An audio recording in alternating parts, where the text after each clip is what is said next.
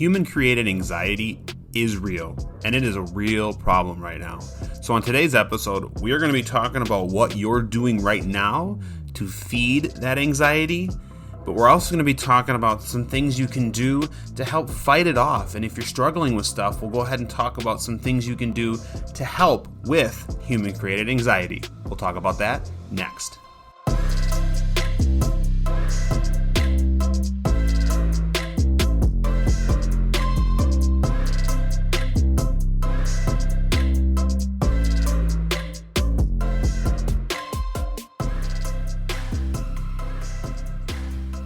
All right, guys, welcome to this week's episode. And like you heard in the intro, it is human-created anxiety. We're going to go ahead and dive into that in just a second. But first, I wanted to remind you guys that every episode is brought to you by On Dog Training Academy. That's us. OnDogTrainingAcademy.com is your online course website. We are in the process of building some courses, getting them ready to go, and we'll be launching them hopefully soon. If you're interested in these, you can definitely check out our website, OnDogTrainingAcademy.com. Click on that subscribe button on the top right-hand side of your screen, or I guess if you're on your phone, you probably push the little menu button and it's subscribed right in there. And sign up for our email list. I promise we will not be blasting you with a bunch of emails. We will just send you some emails when the courses get launched and give you info on all of that when it's needed. So, OnDogTrainingAcademy.com. Check it out, guys. So, on today's episode, like I mentioned before, we're going to talk about human-created anxiety. Now, this obviously has become a very big issue with the onset of COVID and the whole pandemic thing. But it is something that is not new. It's just being it's being paid attention to a lot more, I believe. But it's something that has been around. We have seen it and noticed it for absolutely ever. And human-created anxiety, basically what it is it's things you are doing in your life with your dog that are feeding anxieties and creating issues that maybe would not pop up had we have managed it better in the first place. So a few examples I'm going to give you guys here of some things that you're possibly doing right now that could be helping, or not helping, I should say hurting, your dog's anxiety. First one is allowing them to basically be your shadow all the time, following you everywhere. You get up, they get up. You sit down, then they sit down next to you. And everything you do, it just seems like they're right there with you. Now, as a standalone, I don't think it's terrible to have a dog who follows you around. But when you tie it into some of the other things that I'm going to be talking about, I feel like it's just part of the recipe for this human-created anxiety that we're talking about. So having a dog that just follows you, can't be without you, definitely is a problem. And what we start noticing when people are allowing this type of stuff to happen is dogs will start complaining when you're not there. So you go into your office, or you go into your bedroom and you close the door and your dog's on the other side of that door. Because they're not with you, you start noticing some whining, some complaining. Maybe they scratch at the door. Maybe your dog can't be left alone in a house because they freak out when you're not there. So essentially, because of some of this stuff, you become a prisoner of your own house, and your dog just kind of makes you almost feel trapped. And we've talked to a lot of clients that actually feel this way. The next thing then is the spinoff from the whole following you everywhere thing.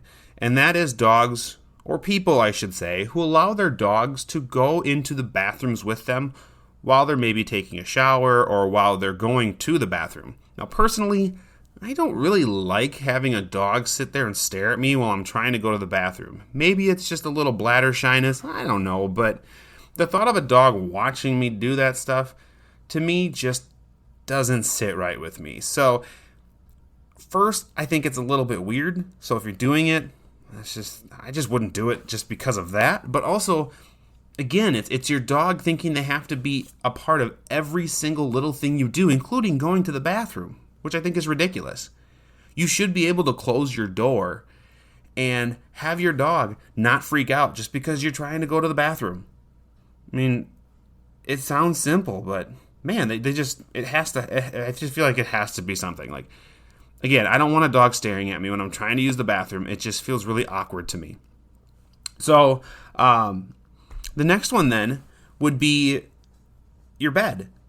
Now, I'm not opposed, again, as a standalone thing. I am not opposed to dogs sleeping in bed with people. I get it. I get the desire of it. I don't do it personally. Our dog is in a kennel at night, not because we don't trust him, but because he prefers being in his kennel, because that's just how we raised him. And so he actually puts himself to bed every night, gives his mom a quick kiss, and then runs to his bed because he knows he's going to get a cookie, and then he sleeps the rest of the night. But again, there's no separation, right? So if the dog's following you around everywhere, and even into the bathroom, and then now they're following you into bed and they're sleeping with you, where's the separation? Where's the divide? And it's just, I feel like, again, this is all as a standalone thing, not a big deal. But when they start putting these ingredients together, it just mashes up into this anxiety, this created anxiety that's just not healthy. And the last one kind of it just ties everything in sort of together. And that is, you don't kennel your dog. Now, maybe it's because when they were a puppy, they struggled with it and they cried and you wanted to get sleep. And so you decided, well, I'm just going to have the dog sleep in bed with me. And the dog was quiet. So you're like, problem solved. One problem solved, one problem potentially created is the way I look at it. And honestly, I'd rather take 2 weeks of sleepless nights of trying to get my dog to get comfortable and settle into a kennel than the rest of its life not being able to be kenneled or having this anxiety. And so I stick with kennel training forever. Like, kennel training to me is a lifelong thing that I don't want my dogs to lose for many, many reasons. And maybe someday we'll do a whole episode on creating your dog and the value of it. But right now, I'm just telling you guys, kennel train your dogs. And if you're having trouble with it, reach out to a professional. Reach out to a professional and say, look, I'm struggling. I really want to crate train my dog. Can you come help me? And a lot of them will do in-home visits and stuff like that. And who knows, maybe we'll put together a course or something that goes over how to do some of that. Or maybe we're in the process of making one. Who knows? Just like I said, it's kind of like this perfect storm of all these different things. But one thing you see when you're going through all of these is there's no independence. People get nervous when I talk about independence, and I feel like I've already mentioned this on a previous episode, but people get so nervous when I talk about teaching your dog independence. They're like, well, I don't want my dog to be independent. That means they won't listen to me. That's not true. Independence means your dog can function without you there. And that, to me, is awesome. I don't want a dog who's so dependent on me that when I'm not there, they're a shell of themselves. Whether they're nervous, or they don't know what to do, or whatever. I don't want that. That's not healthy for my dog. And it's not fun. Like, my goal is to have just an awesome, happy dog, and that is not a happy dog. So, one thing I always tell people, and this is getting off subject just for a second, which I probably do more often in these podcasts or these episodes than anything. One thing I try to tell people is when you're raising a dog, when you're training a dog, and I don't care if this is a puppy or if this is a rescue, my goal is to have a dog that, God forbid, if something happens to me, my dog will be able to survive and thrive without me there. And when I say me, I mean me and my wife. And what I mean by that even is, like, I want to be able to hand my dog off to someone and my dog be okay with it. I want my dog to be able to, like, leave or have me leave and not freak out. Meaning, so if something happens to us, I don't want this dog to not be able to function because we're no longer there.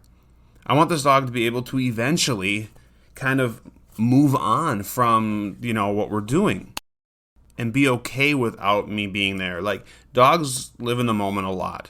And that's my goal, is like, if something happens to me, the dog can move on and be okay and eventually thrive in its new life. Now, it sounds super sad, and I get that, but at the same time, it's what I want for my dog. Like, I want my dog to always be happy. I love my dog.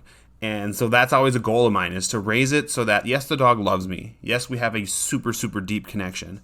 But in the end, if something were to happen to me, my dog could go be with somebody else and eventually move on and have a really good life.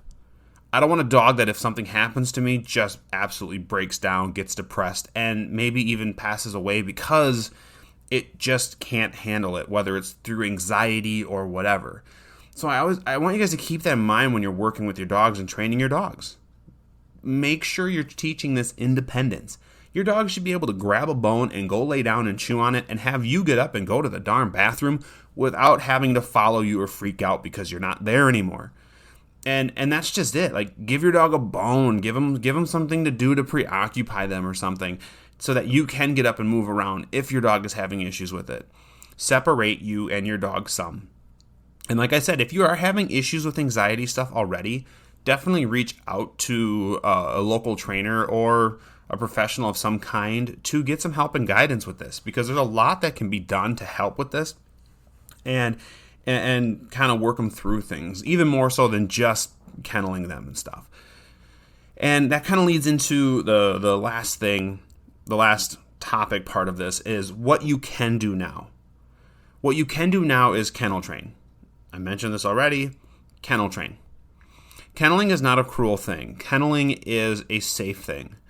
And for me, people who don't crate their dogs are asking for trouble. And I've already talked about this in previous episodes with a client of mine whose dog died because she didn't want to kennel the dog because the kennel was cruel, and the dog ended up getting in the garbage. And this was a puppy, getting in the garbage when she was gone, getting its head stuck in a chip bag and suffocating.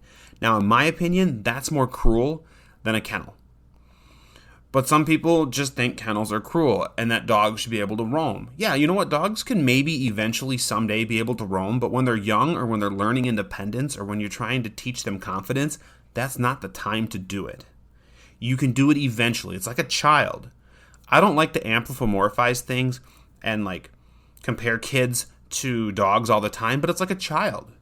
You're not going to let a child just do whatever the heck they want. They have to earn it and grow into it. Well, it's the same thing with dogs. Maybe it happens quicker, but it's the same thing as dogs. You can't just give them everything and expect it to go fine, because it won't go fine.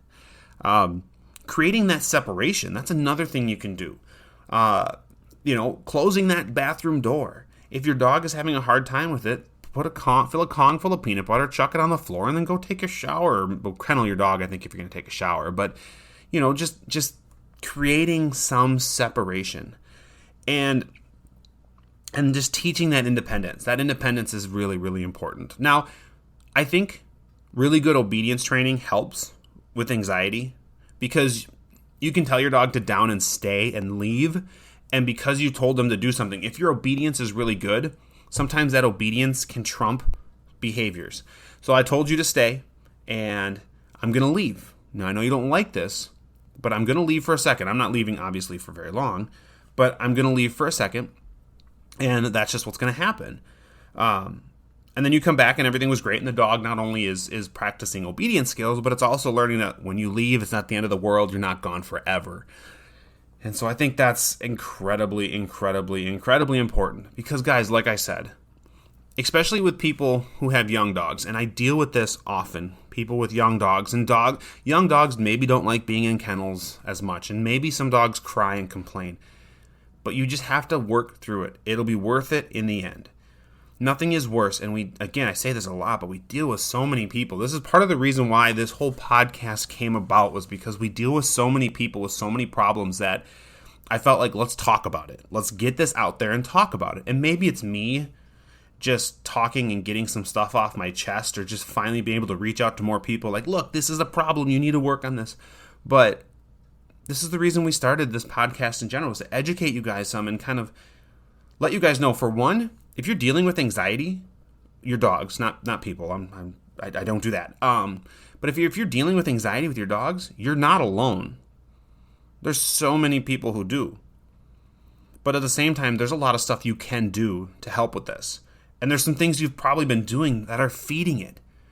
And again, like I mentioned at the beginning, it's probably very pandemic driven for a lot of stuff we're seeing right now, because people are working from home, and Maybe they're not going back to work, but maybe they're going to. And when people start going back to work, suddenly that schedule flips, and now the dog who was loose with you all day is alone or kenneled or whatever.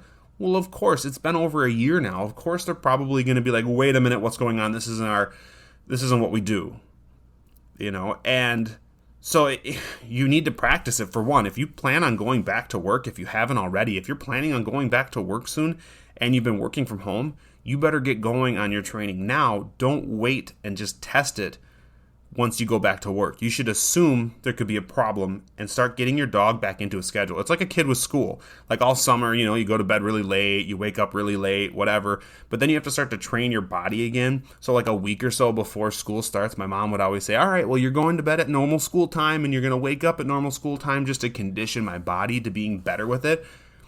I never liked it, but I guess it was helpful and it works. So there is that. But just keep these things in mind, guys. Really think about what you're doing with your interactions with your dog, because I don't want you guys to be a prisoner to your house. I don't want you guys to be unable to travel without your dog or unable to do anything because your dog won't let you. That is just a crappy way to live where you feel like you're trapped.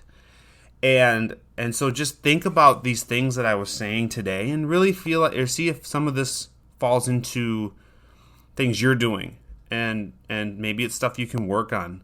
So keep that in mind, guys. I hope you found this educational.